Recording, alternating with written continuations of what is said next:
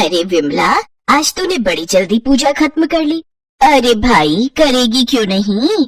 अब तो इसे हर काम जल्दी और उम्र भर खुद करने की आदत डालनी होगी। वो क्यों भला? अरे तुझे नहीं पता, इसका बेटा चाइना का आइटम, मेरा मतलब है बहू लेकर आ रहा है। तो ये विदेशी लड़कियां कहाँ पूजा पाठ और घर के काम जानती हैं। इसीलिए मुझे तो लगता है अब सारी उम्र विमला को ही ये सब करना पड़ेगा।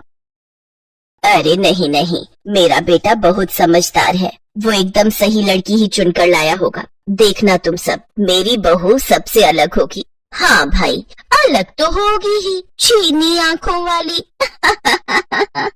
विमला गुस्से में वहाँ से चली जाती है। घर पहुँचने के कुछ देर बाद एक गाड़ी उनके घर के आगे आकर रुकती है, जिसमें से रजत और लीजा बाहर आते हैं। विमला अपने पति मदन के साथ घर से बाहर आती है। देखो तो कैसे मेरे बेटे ने सारा सामान अकेले उठाया हुआ है, और ये महारानी आगे आगे चल के आ रही है। हेलो सुसुमा। ये हिलो हुलो क्या होता है? चुपचाप से पाँव छू। पाँव लगी सुसुमा। सुरजीत, आपके भी। जीती रहो बहू। हाँ हाँ ठीक है ठीक है। और ये सुसु सुसु क्या लगा रखा है? तभी रजत भी हाथों में सूटकेस लेकर दरवाजे पर आ जाता है। लिसा, सुसुमा और ससुर जी नहीं, सासुमा और ससुर जी होता है। ओह अच्छा अच्छा। फिर विमला उनका गृह प्रवेश कराती है। दरअसल लीजा और रजत ने 2 महीने पहले ही चाइना में शादी कर ली थी, लेकिन काम की वजह से वो आज भारत लौटे थे। विमला को उसकी सहेलियों ने विदेशी बहू को लेकर पहले ही डरा दिया था, इसलिए विमला थोड़ी घबराई हुई थी। अगली सुबह जब सब सो रहे होते हैं तो विमला को घर में आरती की आवाज सुनाई देती है। ओम जय जगदीश हरे, स्वामी जय जगदीश हरे, भक्त जनों के संकट। विमला उठकर देखती है तो लीजा मंदिर में भगवान शिव की मूर्ति के आगे खड़े होकर उनकी पूजा कर रही होती है। हैं? ये चिंकी शिव जी की पूजा कर रही है? कहीं मैं कोई सपना तो नहीं देख रही? नहीं नहीं, ये सपना तो नहीं है। नहीं माँ, ये कोई सपना नहीं है। लीजा तो भगवान शिव की बहुत बड़ी भक्त है। वो क्या है ना, इसके पिता चाइना से थे लेकिन इसकी माँ हिंदुस्तानी थी। उसने ये सब अपनी माँ से ही सीखा है। इनफैक्ट वो तो हर सोमवार को व्रत रखती है और शिवरात्रि का व्रत भी बड़ी धूमधाम से मनाती है। ये सुनकर विमला को राहत मिलती है, लेकिन वो अभी भी लीजा को पूरी तरह से अपना नहीं पा रही थी। लीजा अपनी पहली रसोई में हलवा बनाती है, जिसे खाकर मदन और विमला के तो होश ही उड़ जाते हैं। तभी मदन कहता है, वाह बहू, तुमने तो कमाल कर दिया। इतना स्वादिष्ट हलवा तो विमला भी नहीं बना पाती। आप चुप से ये हलवा खाइए और अपनी जुबान पर लगाम रखिए, समझे?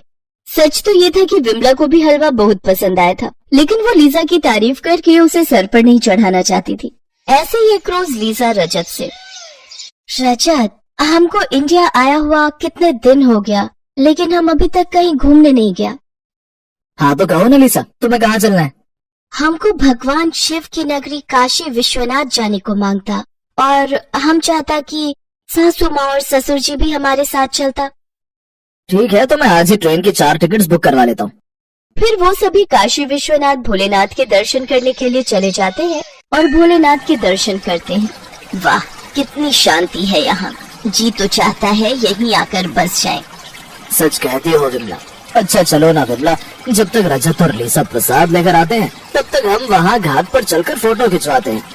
हाँ हाँ चलिए। विमला जैसे ही घाट से नीचे की तरफ उतरने लगती है, उसका पैर फिसल जाता है और वो नदी में गिर जाती है और डूबने लगती है।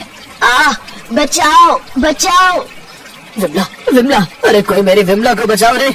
अरे मुझे तो तैरना नहीं आता, कोई बचाओ मेरी विमला को। वो चिल्ला रहे होते हैं। उनकी चीख पुकार सुनकर लोगों की भीड़ इकट्ठा हो जाती है।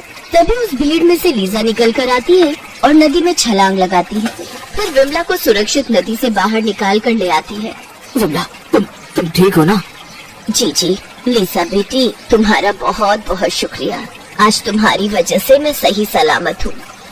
लेकिन लीसा, मेरी समझ में ये नहीं आ रहा कि तुम नदी में कूदी क्यों? तुम्हें तो खुद स्विमिंग नहीं आती और पानी से तो तुम्हें बहुत बड़ा फोबिया है। हमको खुद नहीं पता चला। जब हमने सासू माँ को डूबते देखा तो भोलेनाथ से उनके लिए प्रार्थना किया। फिर अचानक मुझ में जैसे कोई शक्ति आ गया और फिर ये सब खुद ब खुद हो गया। लीसा के मुंह से ये बात सुनकर विमला को समझते देर नहीं लगी कि वो शक्ति भोलेनाथ की शक्ति थी, और लीसा की उनके प्रति लगन और भक्ति देखकर ही वो उनकी रक्षा के लिए आए थे। ये सब तुम्हारी वजह से हुआ है बेटी। महादेव तुम्हारी भक्ति से बहुत प्रसन्न है, इसीलिए आज तुम्हारे कहने पर उन्होंने मेरी जान बचाई। मुझे माफ कर दे बहू, मैंने हमेशा तुझे विदेशी मानकर तेरे साथ बुरा बर्ताव किया, लेकिन तूने अपने दिल से और अपनी भक्ति से न सिर्फ हम सबका बल्कि तीनों लोक के प्रभु भोलेनाथ का भी दिल जीत लिया है। ये सुनकर लीसा बहुत खुश होती है और भोलेनाथ को धन्यवाद करते हुए विमला के गले लग जाती है। अब सास बहू के बीच की दूरियां खत्म हो जाती हैं। फिर वो सब खुशी खुशी काशी घूमते हैं और ढेर सारी मीठी यादगार लेकर जाते हैं।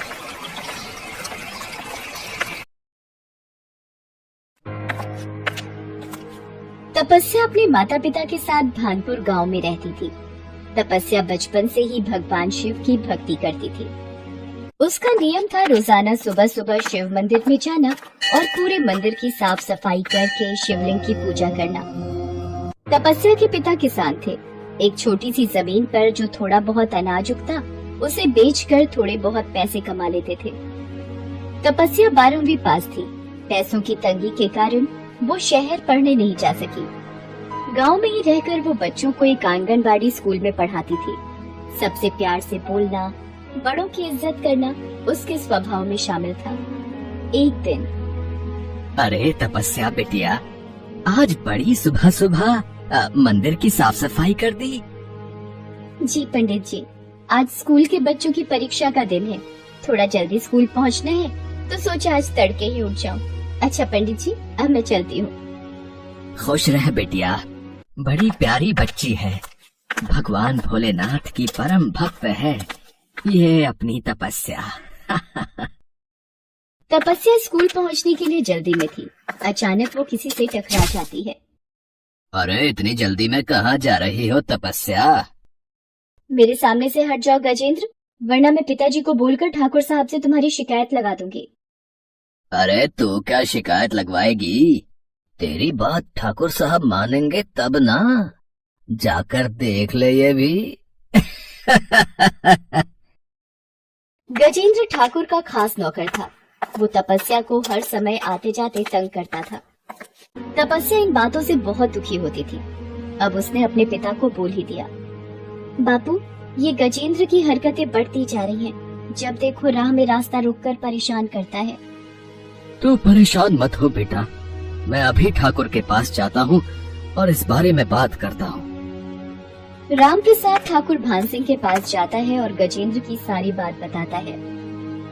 एक बात बोलो राम प्रसाद, अपनी बेटी को घर में रख, इधर उधर गांव में मास्टरनी बनी घूमती रहती है। लड़कियों का घर में रहना ही शोभा देता है, समझा के?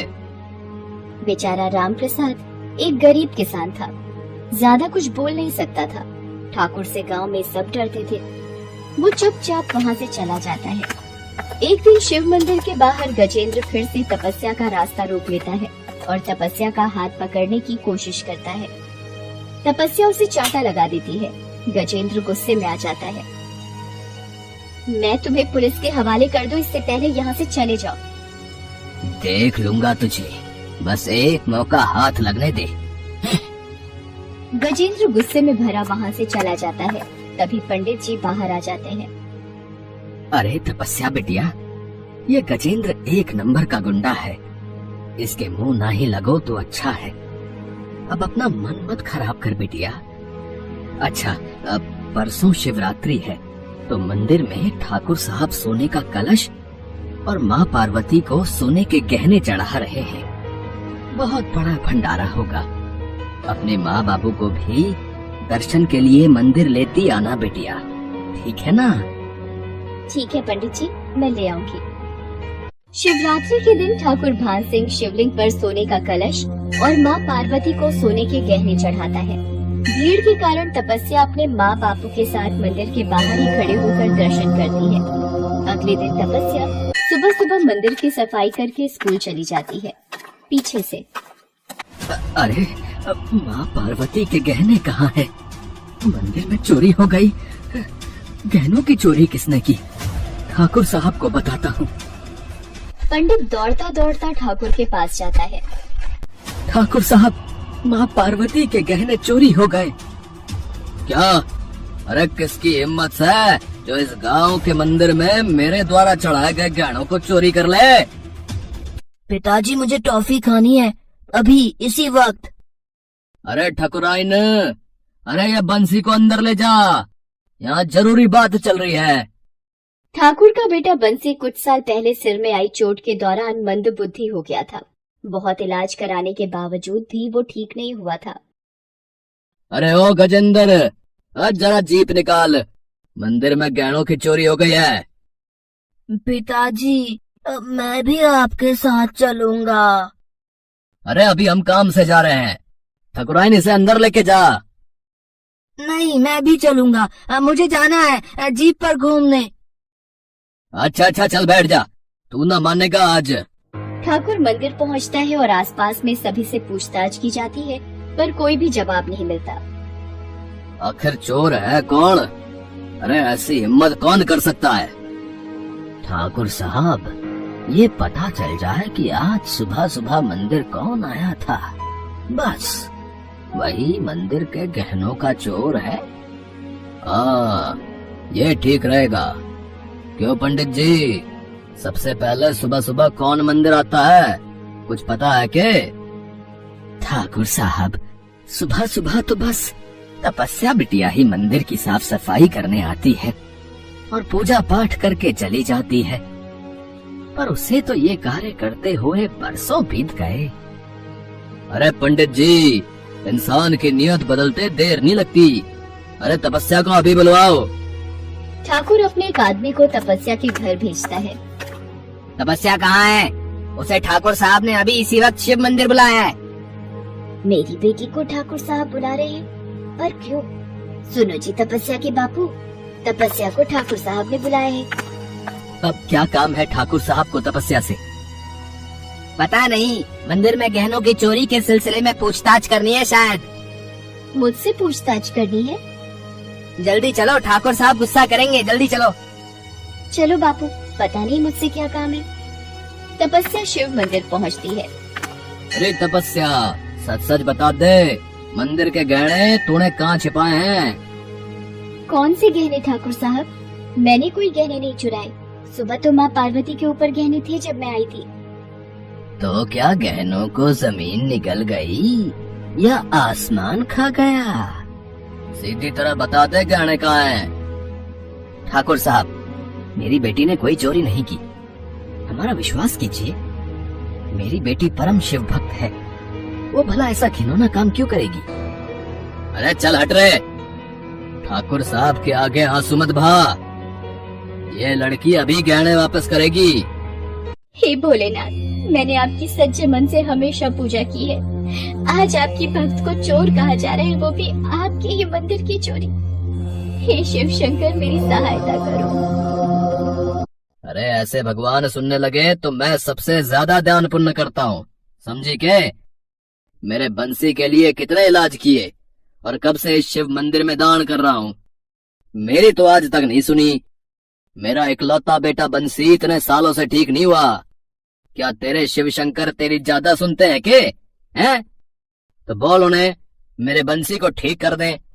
क्या है उनमें इतनी शक्ति है जो तेरी सुन लेंगे और गहनों के चोर का पता चल जाएगा? बात कर रही है। तभी तपस्या को बंसी के हाथ में एक चूड़ी दिखाई देती है जो माँ पार्वती को चढ़ाई गई थी। ठाकुर साहब, आपके बेटे बंसी के हाथ में कुछ है। माँ पार्वती को चढ़ाई गई चूड़ी? रे बंसी, ये तेरे हाथ में कैसे आई रे? वो आज सुबह गजेंद्र के हाथ से गिर गई थी, मैंने उठा ली।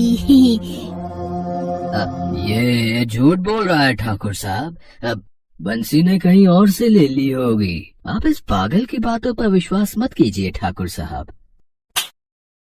अरे तूने मेरे बेटे को पागल बोला, मैं तुझे जान से मार दूंगा।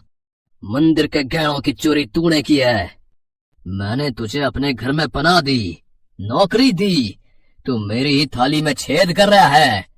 बता, तूने गहने क्यों चुराए, बता। मैं इस तपस्या से अपने थप्पड़ का बदला लेना चाहता था, इसलिए मैंने मंदिर के गहनों की चोरी की।